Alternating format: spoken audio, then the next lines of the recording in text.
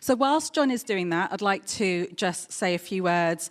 John Seiler serves as the head of sports and gaming for Europe, for the Coca-Cola company. He's responsible for the partnership strategy, negotiation, management and activation across sports and gaming, passion points across 40 European markets. So not a small job, I don't think. Currently, John and his teams are focused on a huge summer of sporting events that includes UEFA Euro 2024 and the Olympics. He looks rather fresh for somebody that has got all of that on his plate. So what I want to do is take some of those themes into the conversation this morning. We're going to touch on AI. We're going to touch on heightened experiences through your role and through how you're activating those events this year. I'm super excited. I'm super excited to have you on stage, so thank you so much. And it is an amazing lineup for this year. And John was telling me actually in 2 weeks' time, sorry, I hope this is not secret, but in 2 weeks' time, he's due to have a baby. So kind of like, if life wasn't going to be tough and pressured already, he's adding something else to the mix. Yeah, my wife is having the baby, actually. Oh, yeah, fair enough. She reminds me of that I will not be giving birth myself. No, you won't, yeah. Even though I complain as well. And you play a very pivotal role, I'm sure. Sure. Anyway, we'll move on. So one of the things that I wanted to start off by saying, it is an incredible lineup. People are hugely excited. Why are you excited, John? I mean, it feels like it's obvious, but talk to me. Yeah, I mean, I think first I'd like to say I represent an enormous army of people that have made this possible. Obviously, I've not done any of this on my own, and far from it. There's a massive group across all of our agency partners, our rights holder partners, the company, bottlers, our customer partners that have done an enormous amount of work, and we're really proud of what's about to launch over the next couple of weeks. So I just want to make sure I recognize the massive team there first. For me, personally, I'd say I'm excited. It actually goes back to my childhood probably, and why in part, I think why I do what I do. So I grew up in Atlanta. The Olympics came through in 1996, which looking back kind of blows my mind that the Olympics actually came to Atlanta. But I was just a kid, and we went to what was a brand new park called Centennial Olympic Park. Unbeknownst to me at the time, I went to a Coca-Cola activation. I saw Jackie Joyner-Kersee run the hurdles, which I can't believe they let her do that during the games. She's one of the greatest Olympians to ever live, and I watched her. They actually made her run the hurdles over about 60 meters, and they let like an 11 or 12-year-old boy run without hurdles, and she absolutely dusted him. And I remember the misting fans, because it was July in Atlanta. I remember the frozen lemonade. I remember the Cokes that were being given out. I remember exactly what the place looked like. And it left an impression on me that you can tell 30 years later, I've got vivid details still in my mind. And that's the type of opportunity that we have to create this summer through both the Euros, through the Olympics, and often through Passion Points, through the work that we do. So again, it has a lot to do with why I do what I do. It has a ton to do with why I'm excited about this summer, why I moved my family to London to be a part of this summer very specifically. So that's the type of opportunity we have with consumers. That's the type of impression I think that we get to make, which is a huge privilege.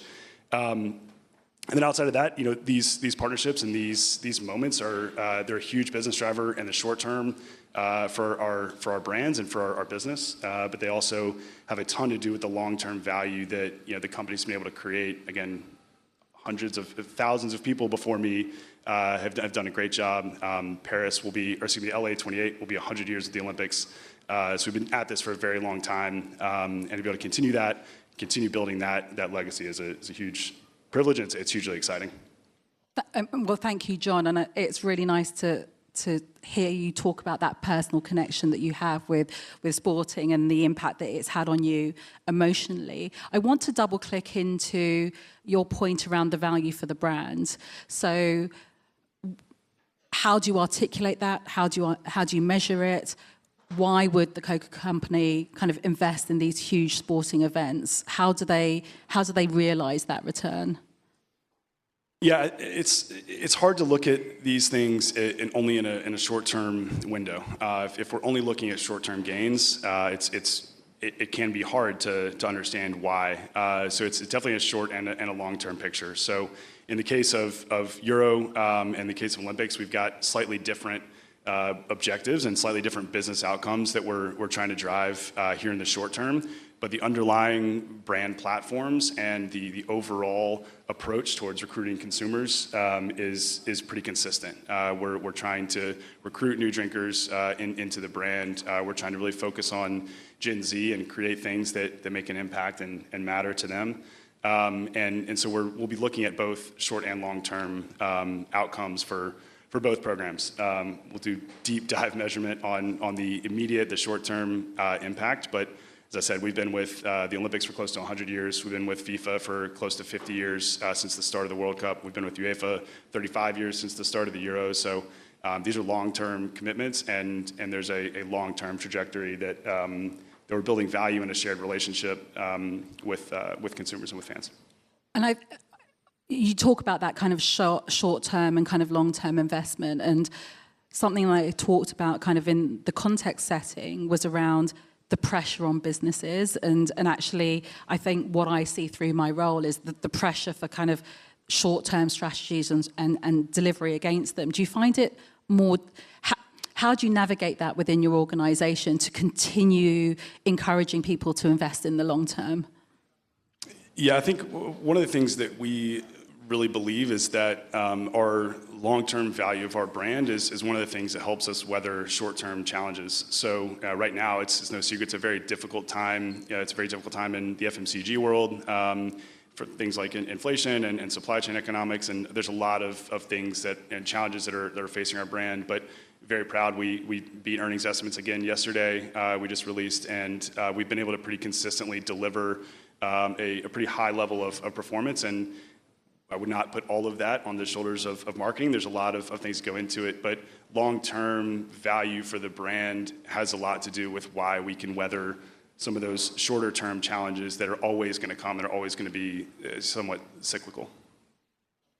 And you mentioned that investing in these events brings you closer to consumers, right? And so one of the things I'd love to understand, because many brands in the audience, many marketers in the audience are going to invest in some sort of experience that's going to bring them closer to their consumers. How do you capitalize on kind of the halo effect of that beyond just the event? How do you keep that connection with consumers? Yeah, there's an underlying approach for us that really moves our business. So again, in the FMCG world, for us it's consumption occasions is the way we think about driving and delivering value for our brands on a day-to-day basis. That's one of the things that makes the whole business hum. Sport and entertainment is not a strategy in and of itself. For us, it's really an expression of other business choices that we've made previously and strategies that we've developed and business levers that we've identified that we need to pull. So between that underlying strategy and a sport or entertainment or campaign, there are choices made along the way about who are the consumers we need to target, what are the geographies that are most important to us, and what are the levers again that we feel like we need to pull, and that's what's then expressed as a partnership or as a Euros campaign or something along those lines. So it's consumption occasions that are really underlying everything that we're doing and really drive the business on a day-to-day basis. And can you, for the purposes of the audience, just double-click into those consumption occasions? Why are they so valuable to the Coca-Cola company, and how is it influencing how you market?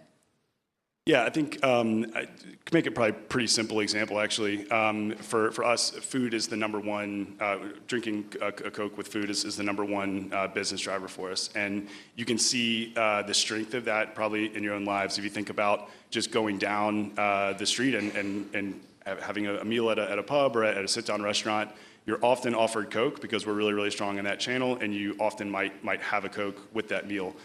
But if you think about the flip side, if you're on Deliveroo or Just Eat or something, how often are you adding a Coke to that meal? And so that's a slightly different occasion. You're still eating with food, but there's a lot of headroom for us in that occasion versus the true away from home channel. So there's strength in certain areas, there's headroom in other areas, and everything in between. And I think it just speaks to kind of the context setting I said earlier, which is how do you create those heightened experiences that are going to drive those occasions and essentially result in purchase. So you can see that how that's all linking up. And one of the other things I spoke to are kind of changing consumer habits, right?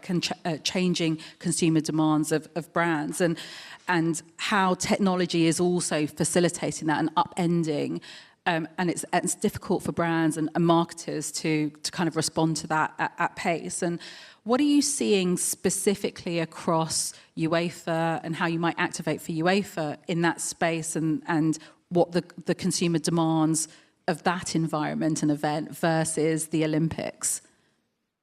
Yeah, I think they probably have more in common than they do that are different. We're activating slightly different brands. So we'll really focus on Coke Zero Sugar with UEFA Euro, and we'll focus on more Coke trademark and even more of a portfolio play across the Olympics.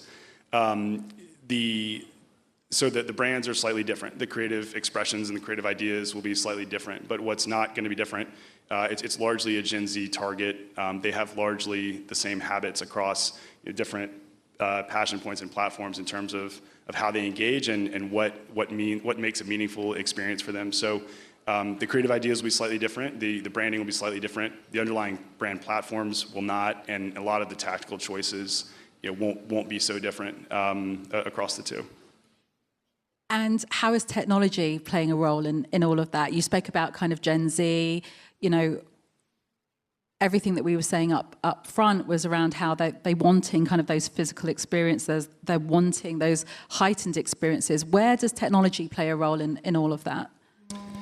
Yeah, it's critical. I mean, for us, there's no secret that we've undergone a digital transformation over the last 20 years, and even talking about digital marketing or digital strategy feels almost kind of quaint sometimes, where it's just marketing, it's just strategy now because everything is obviously is digital. So for us, our philosophy really revolves around creating experiences, and we categorize the experiences into product, retail, live, and digital experiences. And digital is really the through line through all of those things. So technology is going to play a huge role, and in fact, everything that we're doing is really, again, it sounds quaint to say digital first, but we've doubled our digital media output since 2019 as a company. We've over-delivered the targets that we set for both Euro and Olympics in terms of digital spending. So it is really the focal point of where we are, and technology is going to unlock a lot of the experiences that we're delivering. I mean, right now, if you scan a Coke, you can win tickets to different experiences throughout the summer, which we can talk more about too. But technology is going to be underpinning a lot of even the basic mechanics of what we're doing. And I'm going to push you there because a lot of that is table stakes for many brands, right? Like how you connect that physical and digital experience. One of the things I want to ask you is what's differentiated? What are some of the innovative things that you think you're doing that helps the Coca-Cola company kind of continue to be category leading? I think, I don't know if it's a purely technological answer necessarily, but one of the trends that we see in the digital environment and among the Gen Z consumer in particular is blending passion points. So we're a big enough company that over time we've had a sports strategy and an entertainment strategy and a music strategy. And that's all going out the window, frankly. So one thing that you'll see, I can't show you everything because I haven't launched yet, but one thing you'll see in both the Euro campaign and the Olympics campaign is you'll see a lot of blending of passion points. I mean, we're not looking at these as sport platforms. We're looking at these as vehicles to help us reach and connect with a Gen Z consumer. So you'll see food and music and travel and entertainment and comedy all coming together through the campaign. So I don't know if it's a perfect answer, but that's one of the things we're really excited about, and that is definitely part of the way forward. I mean, I think it's an absolutely valid answer, which is shaping the brand around the consumer and what they care about, and making sure that you're showing up in a way that's relevant and resonant to them.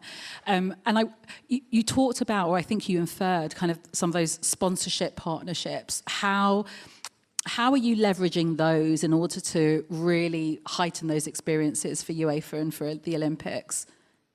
Yeah, I mean, like I said, it's not a strategy in itself to form a Euros partnership or to make a Euros campaign. So everything that we've done from the start of the negotiation to the creative brief to the evaluation to shaping the work to rolling things out locally, selecting third-party partners, everything's flowing from those 4 types of experiences that I mentioned: product, retail, live, and digital. So everything that we've done, even from the first conversation we had with UEFA or back in Lausanne a year and a half ago with the IOC, or even longer than that, has been about delivering on those 4 key pillars. So that's where everything has got to flow through. And I encourage you to, if you don't see it, then please tell me. But I think you'll see it coming to life through those 4 structures as things start to roll out this month, now that it's May.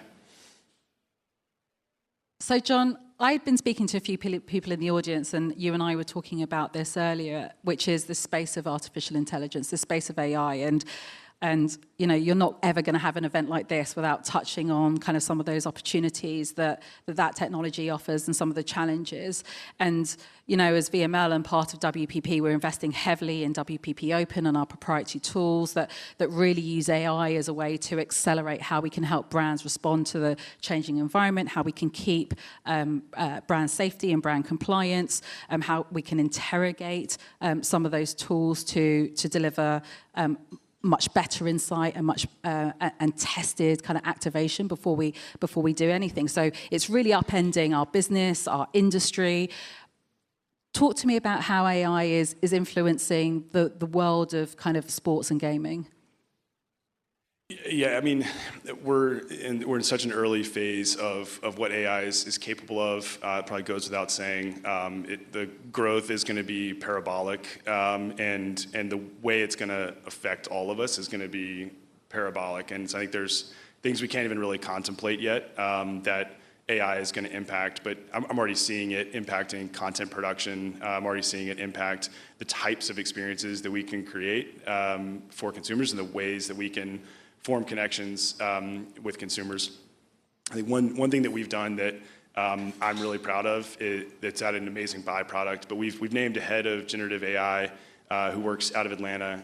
He is a creative at heart, but he's great. He's great at 2 things. He's really great. Only 2. I'm joking. He might be great at other things. I'm not, yeah. But he's great at using technology to bring creative to life. He's got a real talent for that, and he's great at shaking people down for resources. So he's been able to bring this innovative spirit that's based on experimentation to a true reality. So he's been able to deliver, to actually put some real points on the board over the last probably year and a half since he's been in role. So his name is Pratik Dakar. I hope he doesn't mind me name dropping him. Follow him. If you see him speaking, go listen to him speak, because he's a true expert, and he's delivered some amazing work already. And so that sounds all pretty exciting. Is there anything that scares you about how AI is accelerating your business and the work that you do and the industry that we're in? Other than becoming self-aware, I would say that I think it only. Nothing I would say scares me. I think there's a lot of energy and excitement for how to try to jump on this bullet train that's already very much left the station. So making sure that we've got people like Pratik, but people following Pratik and putting resources behind his work and experimenting now so that we can really try to jump on that parabolic growth curve that's already started. So I think just being in the right place at the right time and making sure that we're not left behind. That's probably the biggest thing that scares me. Yeah, and everything that you were saying is it's in the now, right? Like we are using it with angst. We're using it to drive the acceleration and the responsiveness of our business, and it's of course super useful for us to be able to do that and respond to those changing needs. So if AI is now, what is the future for sports and entertainment? I think it's hard to say, but I think one of the things that we're pretty committed to is that experimentation, and so that I'll have a better answer for you a month or 6 months from now than I do now. But we've already seen experiences that weren't possible even a matter of months and definitely years ago that we've created. So we just released Coca-Cola Sounds with a Z, which is a software platform that allows you to take iconic Coca-Cola sounds, the fizz, the clink of a glass, the opening of a top, and actually create your own musical production out of it. So it's a software program that lets you tinker with those sounds, which is enabled, it's generative AI. We created last year, we saw it actually already impact product innovation. We released the year 3000 Coca-Cola creations, and the idea was, what does the future taste like? But that formula was created through both people and AI. And then in India, our Thumbs Up brand for the Cricket World Cup, they had an insight, a genuine insight, that Indian fans were feeling down about the Indian team's chances that year in the World Cup. They worked with one of the most well-known movie stars in India. They mined data from the ICC, and they created a Twitter bot that was able to find tweets that were negative about the Indian team's chances, come up with a statistical reason that that person should feel better, and actually produce a response in the voice of the movie star. So there are experiences that we haven't even thought of that, again, we've got a few things that Pratik and I are working on right now too that we're hopeful we can bring about, but things we haven't even thought of. But once we're experimenting, then we can figure out how to scale and then kind of create the future. But the biggest thing in all of it is that you need a Pratik, you need great creatives, you need people that can storytell and bring the work to life, because AI is not human, it will never be human, it's just data and it's just a language model. So you need the human touch to actually make something that is going to leave an impact. John, I want to say a huge thank you. I think we've really touched on some of the themes that we are going to double click into for the rest of the day. You know, how you're wrapping your arms around the consumer and their passion points, how you're shifting the experience to respond to that, how you're using artificial intelligence as a way to accelerate your business. You know, there's so much great innovation that the Coca-Cola company are doing to deliver that heightened experience and respond to consumer needs of wanting to be happy and have those heightened experiences. So if everyone can put their hands together and say a huge thank you for John for joining me on stage today, genuinely appreciate it. Thank you. No, this is really fun. Thank you. Thank you.